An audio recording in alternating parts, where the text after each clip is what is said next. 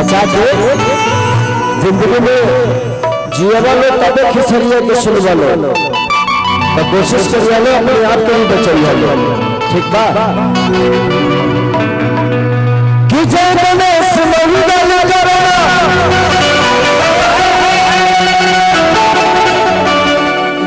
बीह में हरो बनरा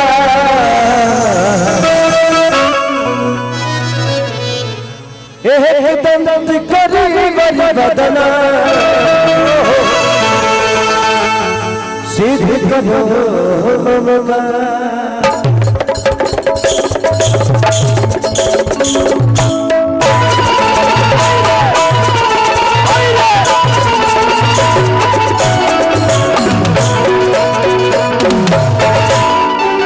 भैया मैं चाहता हूँ कि अपने कार्यकर्ताओं से एक बार प्लीज बोल दीजिए यहाँ से सारे लोग खाली हो गए। मैं चाहता हूँ ना कि थोड़ा सा ये खाली लगेगा ना तो आर्टिस्टों को मैं देख पाऊंगा जो बजा रहे हैं, नहीं देख पाऊंगा ना तो फिर मेरा कम्युनिकेशन गड़बड़ हो जाएगा। बिना देखे फिर काम मैं बाउंसरों से नहीं कह रहा। स्टेज पे मुझे कोई खतरा नहीं है और मुझे यहाँ तक पहुँचाने में मेरे जनता का योगदान है। मुझे जनता से कोई खतरा नहीं है। आप लोग प्लीज सुरक्षा का जब जाऊंगा तब देखिएगा। जब मैं स्टेज पे रहूं तो मुझे सुरक्षा नहीं चाहिए। ये लोग हैं अपना प्यार आशीर्वाद देने के लिए। थोड़ा सा साइड हो जाइए। इसको भी जहां जहां थोड़ा सा पूरा खाली करिए। जितने मेरे इंस्ट्रूमेंट हैं उनको देखना जरूरी है मेरे लिए। थोड़ा सा कि मां के जो से मिलता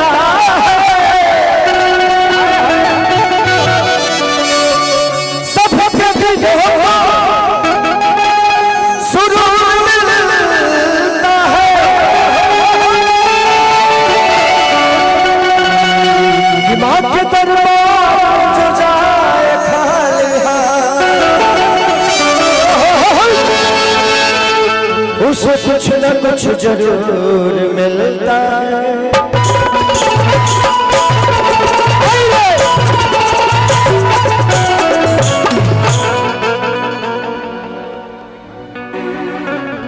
कि अगर झूला है तो माँ के गोद जैसा हो,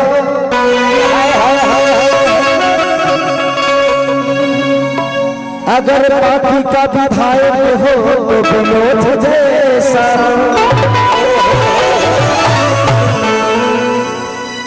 बस एगो भजन दुगो भजन ओकरा बाद कोनो तो जानते बड़ा हम का गाइले कि पलवा से पातर फूलवा से नाच हई मोरे बाई महरनिया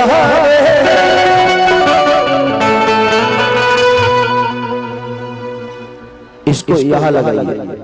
इधर लगा दीजिए। बिनो को यहाँ बैठे बिनो यहाँ बैठे।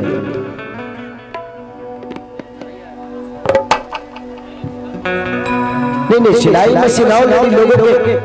अच्छा विनोद भैया के चुनाव चिन्ह क्या है जो साला करके बताओ।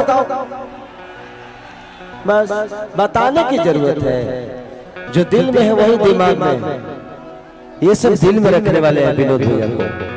इनको दिमाग में मत रखने चाहिए। दिमाग में रहने वाली चीज 1 मिनट के अंदर खत्म हो जाती है, बट दिल में रहने वाली चीज आजीवन छुप जाती है।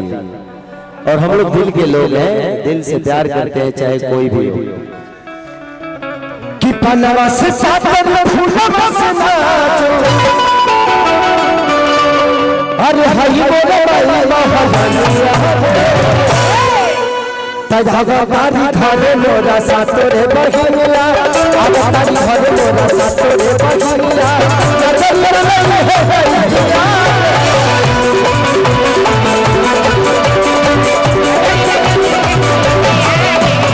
आगा तारी घरे मोरा सातोरे बहिनिया चल ले भैया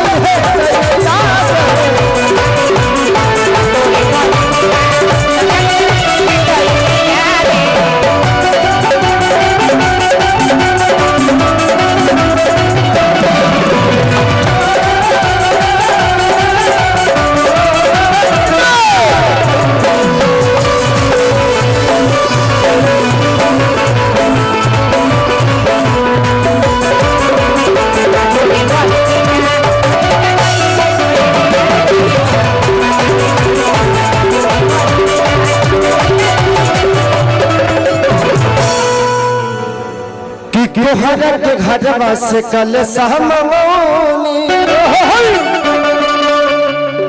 अधपन मंगाल हनी दिया जय हो अरे जाइए बगान से हम फूलवा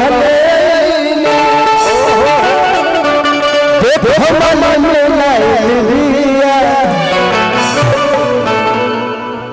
कितने तो नजर आई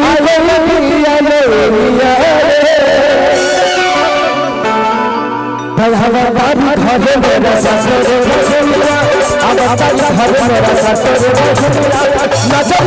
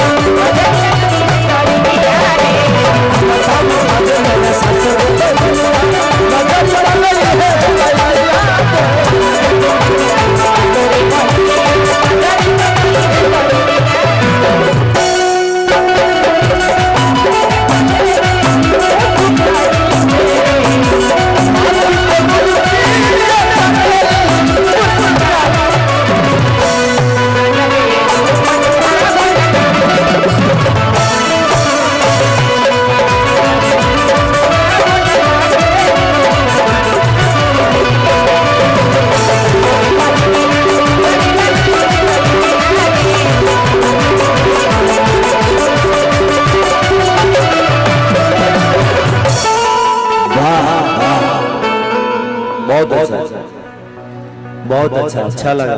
मुझे लगा था कि कहीं प्रॉब्लम ना हो, बट थैंक यू। भक्तिन कहती है कि कृष्ण बदरती देखो यही ले अखिलेश हो अमर के पूजा करे खातिर विशेष हो। हमारे बीच में विनोद भैया के साथ साथ दो राइटर भी आए हैं, कृष्णा बेदर्दी और अखिलेश कश्यप जी। इधर आ जाइए, परिचय करा देता हूं ताकि बाद में दूसरा माहौल हो जाए, ओकरा बाद चुसटा वाला माहौल आ जाए।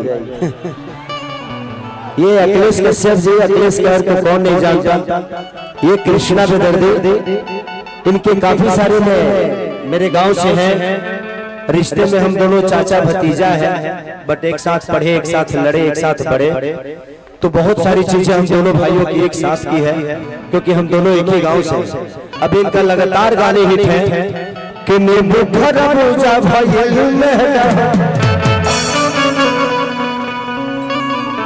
कि नोट बरसे में तोहरा नथुनिया पर कि अब ठुमका लगा हरमुनिया